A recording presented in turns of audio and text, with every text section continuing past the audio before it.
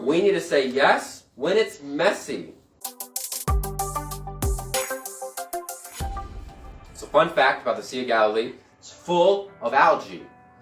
Almost rhymed. Feels like it could go into a song. Sea of Galilee, full of algae. So, the Sea of Galilee, full of algae, means, have you ever seen algae? It's the difference between like going to the ocean and going to the lake. You go to the ocean, you step in sand. You go to the lake, you step in sludge and slime. And now, some of that is not algae, but there's a lot of things that grow in there. So when you have algae, it changes the color of the water. There's things that happen. And so when you're fishing in algae and stuff like that, it makes it a little messier.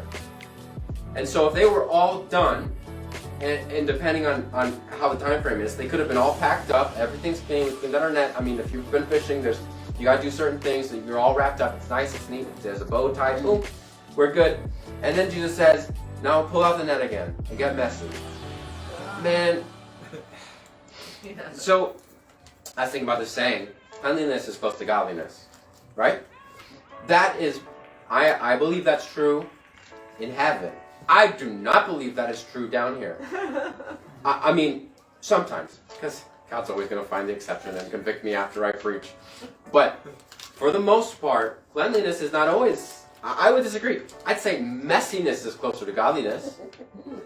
Did Jesus come down and go into a giant temple and like put his feet up and make sure everything, was like, don't touch the furniture? And no, he wasn't in a museum. He came to the dirty places with the dirty people, for lack of a better word, prostitutes, tax collectors, you name them, sinners, whatever. And he got messy. He got in there with their stuff. He didn't see somebody in a ditch and say, oh, have fun, let me know when you're up. No, he got dirty down into the ditch, helped them up. Proverbs 14:4 says, where there are no oxen, the stable is clean.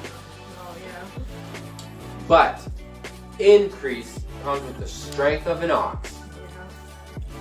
This is actually a marriage verse. It's fun. It basically says, if you want things clean and controlled, you just want to get it all nice and perfect, you can do that and it'll be clean.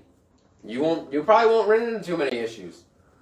But let me tell you, if you're able to put up with the mess, be okay with it being messy and complicated, then you will see increase. If I took myself and compared myself to an ox is 3, 4, 5, 10 times as strong as me. He can get done 10 times as much.